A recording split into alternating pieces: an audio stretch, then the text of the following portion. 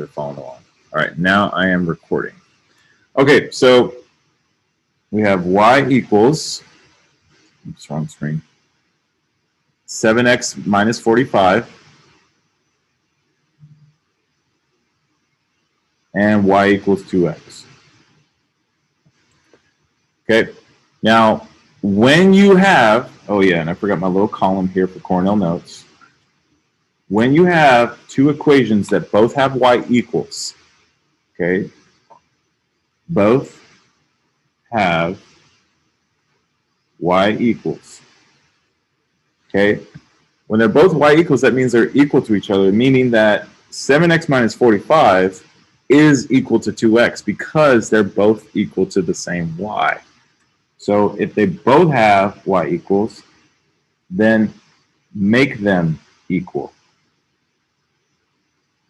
Make them equal, okay? So basically all you do is you take the first equation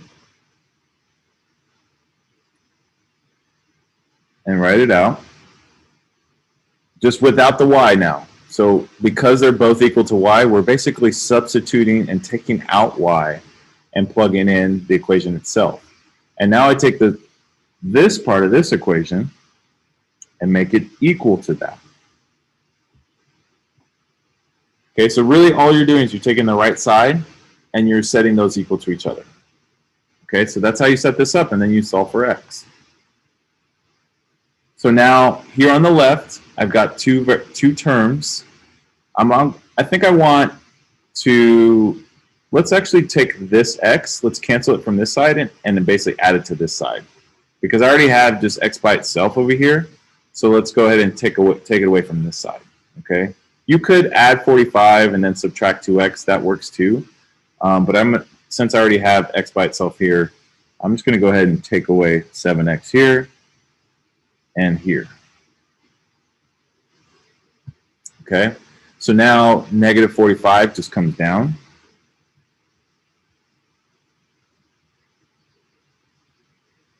And 2x minus 7x, that's negative 5.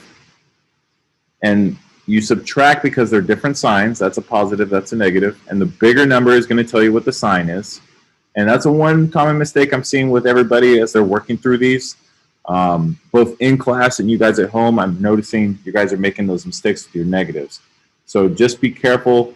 Again, if you're adding or subtracting negatives, the bigger negative is going to tell you the sign of that result. Okay. So now the last step here is I got to divide. And remember, you always divide the number that is multiplied by x. So I'll divide negative 5, not the 45. And now here's another opportunity to make a mistake, dividing by two negatives. It becomes positive. Right? Well, when you divide two negatives, they become positive. All right, but you're not done. You still have to find y. Okay, just like we talked about the day before. And if you guys remember these notes, this is very similar. Okay, it's pretty much the same process. Okay, so now I got to find y. And again, pick the easiest equation. Probably this one, because it's just 2 times x. All I do is I take the 9 and I plug it into x. Okay, and when I plug in a number or substitute, kind of the key word is substitute. All right, substitute. Sometimes you'll hear your teacher say substitute. Sometimes they'll just say plug it in. Either way, you're just taking your number and replacing the x. Okay, substitute 9. Always write parentheses, because it's going to remind you to make sure you multiply.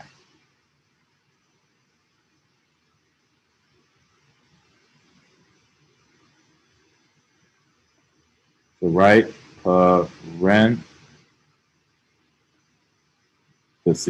okay? And I'll stop for a second so you guys can get caught up. Also, just remember I'm recording this, so if you miss something, you know, you can go back and check it out after. So now 2 times 9 is 18. Great, I found x, I found y, but now I need to make sure I write it as a coordinate or as a point. So I'm going to write my solution and make sure that you're writing your x first. In some situations, when you solve these equations, you're going to find y first. That doesn't mean you write it first. You always write x first. So 9, comma 18. So here I'm going to write as a ordered pair. And again, you're going to hear many different ways to say what this is. It's an ordered pair, it's a coordinate, it's a point, it's an x and y solution. There's many different ways to say it, but really it's a point on a graph where two lines intersect. So it's an ordered pair or a coordinate. Okay. All right, so let's go down to the next one. Now example 2. So that's really it for equals values. And I already showed you guys another example before. So now let's kind of move on to, make sure you guys can see that one on the top because we're still copying it down. Let's move on to substitution. Okay, and again, I'm going to do another delta math example. And I'm going to have to switch screens, but I'll come back. So don't worry if you didn't copy that down. All right, so now I'm going to, well, actually, let's double check to make sure I'm right. So I should get 9, 18, and we're good. All right. Okay, so let me go back. Oh yeah, by the way, quick note. Let me pause the recording. Not the share. I'm going to pause the recording. Resume. Okay, so now we're working on substitution. So let's try this part. So we get, I'm going to write this down. So negative 6x plus 8y. You guys can start writing it down. I'm just getting it down on paper. We can't see it. Keep switching screens. And 3x equals y. Okay. So there it is. I have it written down now. I'll keep the top kind of up there for a little bit because you guys are still copying that down. Okay, so now substitution. Notice now, compared to the first problems, we don't have y equals anymore. One of them is y equals, but not the other equation. So what you want to do first is you want to take the equation that has a variable or a letter by itself.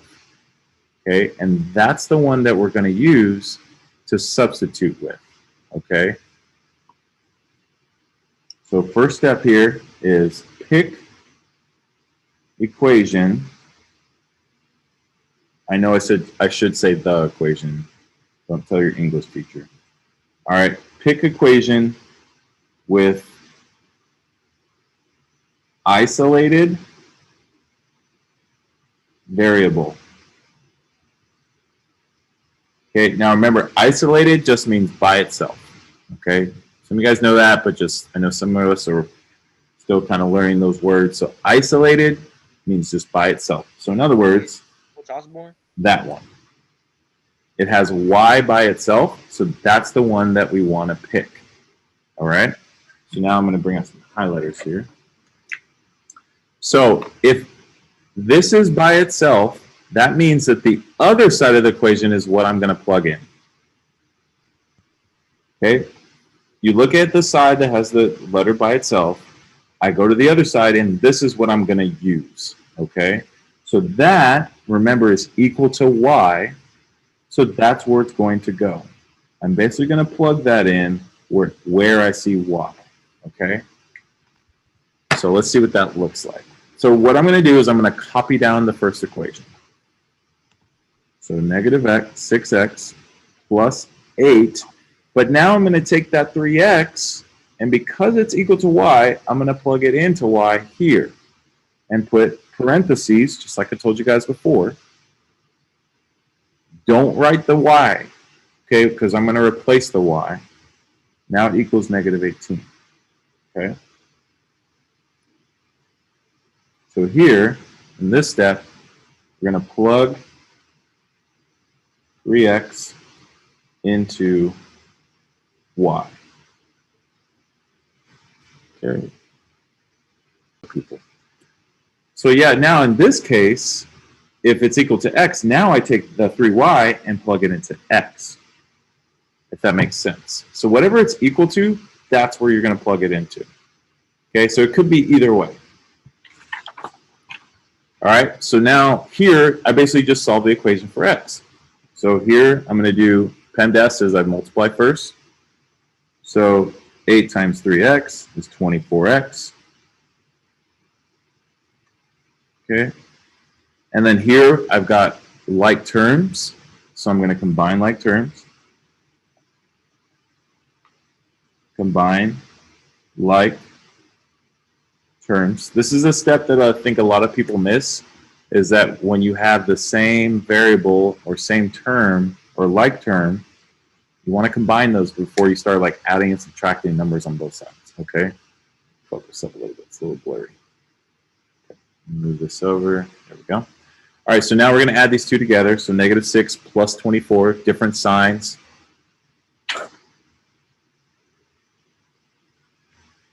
So that means we're going to subtract. So basically, I'll do 24 minus 6. So that's 18x equals -18.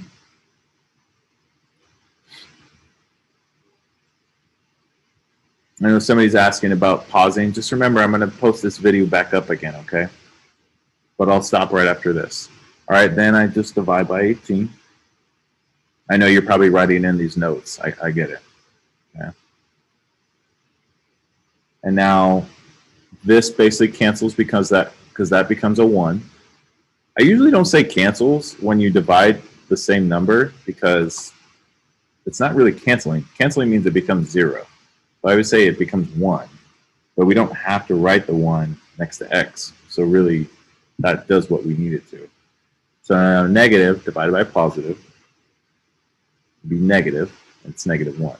So there's our first solution. But we still got to find y.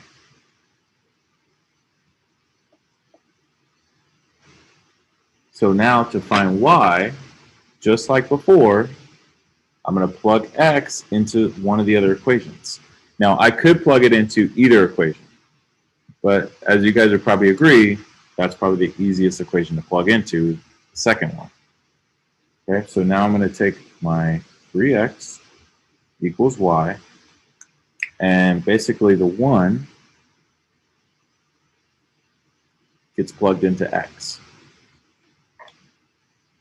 So now 3 times -1 equals y.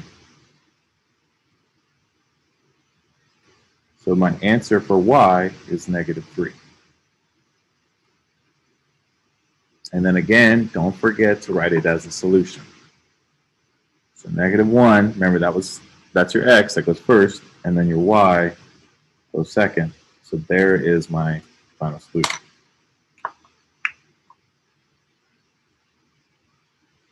Okay. I will come back to the screen, so just give me a second. Bear with me. I am going to show you again how you can check this on Desmos.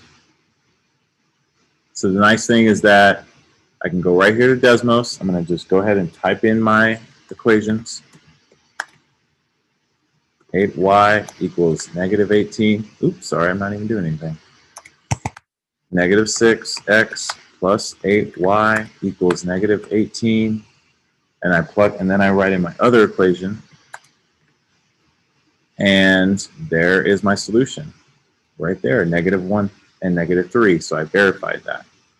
Okay, the other way to do it too is you could literally just plug in the -1 and the -3 into the other equation and make sure it's equal.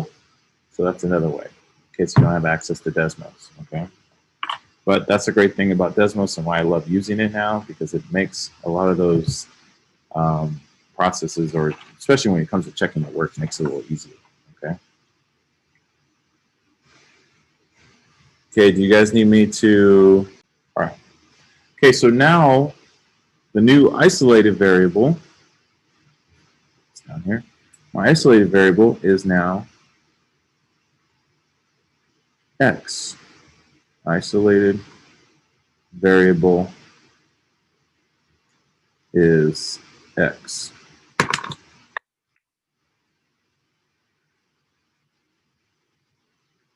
which also means that I'm not going to plug x in. That means I'm going to plug in negative 9y, because you always go to the other side of the equation. So now I take my negative 9y, and because it's equal to x, that's where I plug it in. Okay, so it will go in right there. And another thing too is, like, when you plug in or substitute, you should end up with different variables. So let's say I plugged in x right there.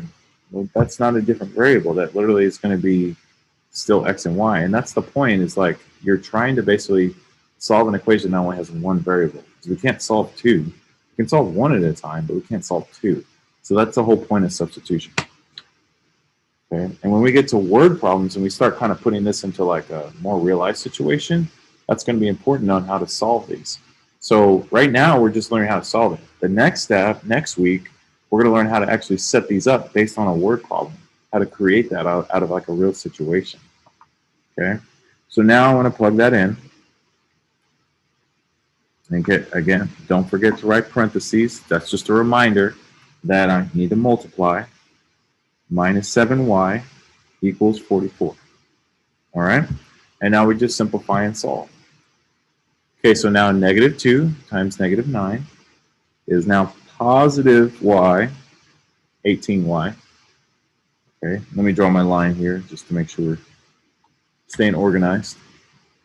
Bring my negative 7y. And then 44 over here. And if you notice here, we've got like terms, like the one before. So 18 minus 7 is 11y. And now equals 44. And now we're going to divide both sides by 11. Okay, and y is equal to 44 divided by 11, 4. All right, so now notice we found y first this time. No, let's not write that. Let's write that y was solved first. Okay, so I'm going to go ahead and start writing my solution now, because what I don't want to do is, just because I found that first doesn't mean it's the one I write first. I write it in the slot for y. So that will go here. Okay, as I'm finding my solution. So now instead of finding instead of finding y in the second step, now I'm going to find x. Okay, so I always like to use the easiest equation, or the one that has the less involved, the less numbers, less negatives. Okay, so let's bring that one down here. X equals negative 9y. Okay, so that means I'm going to take my 4, because it's equal to y, I plug it in for y, so I can solve for x. And now x equals negative 9 times 4. And now x equals negative 36. And then that is my solution. Okay. All right, let me pause that.